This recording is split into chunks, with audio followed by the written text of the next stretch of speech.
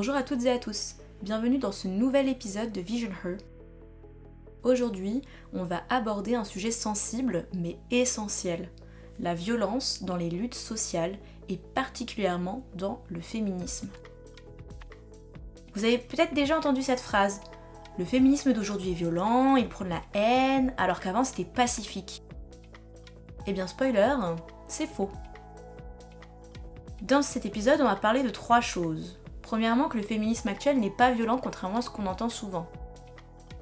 Deuxièmement, que le féminisme d'hier a bel et bien connu des formes de violence. Et enfin, que dans l'histoire, la violence a parfois été un moteur incontournable du changement social. Franchement, si je regarde autour de moi, mes cercles, les collectifs féministes que je connais, même ce que me propose l'algorithme des réseaux sociaux, je ne vois pas de mouvement violent dans le féminisme aujourd'hui. Et surtout, je n'ai pas trouvé de traces d'attentats, d'émeutes sanglantes, d'agressions organisées perpétrées au nom du féminisme ces dernières décennies.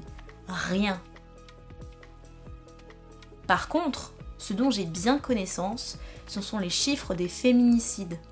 En France, une femme est tuée tous les 2 jours par son conjoint ou ex-conjoint. Chaque année, environ 120 féminicides sont recensés par des associations comme nous toutes. Alors la vraie violence, elle est là. Elle est dans la société patriarcale. Et c'est assez frappant. Certains préfèrent s'indigner d'une soi-disant violence féministe qui n'existe pas, plutôt que de la violence bien réelle qui tue des femmes tous les jours. Et même si, imaginons, les femmes décidaient de répondre par la violence, est-ce que ça ne serait pas, d'une certaine manière, une réaction logique face à un système qui les violente depuis des siècles ? Ne serait-ce pas une forme de légitime défense ? Et pourtant, si on remonte dans l'histoire, on voit bien que certaines luttes féministes ont été marquées par la violence. Un exemple très parlant, le droit de vote des femmes au Royaume-Uni. Il y avait 2 grands mouvements. Les suffragistes, menés par Millicent Fawcett, pacifiques, intellectuels, qui misaient sur les débats, les pétitions, la persuasion. Et puis, face à l'échec de ces méthodes, les suffragettes, menées par Emmeline Pankhurst. Le mot suffragette a d'ailleurs été inventé par la presse britannique pour les ridiculiser. Mais loin de se laisser intimider, elles ont adopté ce nom. Et leurs actions ? Briser des vitrines, incendier des boîtes aux lettres, chaînes humaines devant le Parlement, et même, oui, poser des bombes dans des bâtiments. Leur devise était claire, deeds, not words. Des actes, pas des paroles. Et, il faut le dire, ce n'est pas grâce au débat poli des suffragistes que les choses ont bougé. C'est bien la radicalité des suffragettes qui a fini par contraindre le gouvernement britannique à accorder le droit de vote aux femmes en 1918. Et si on prend un peu de recul, ce phénomène ne se limite pas au féminisme.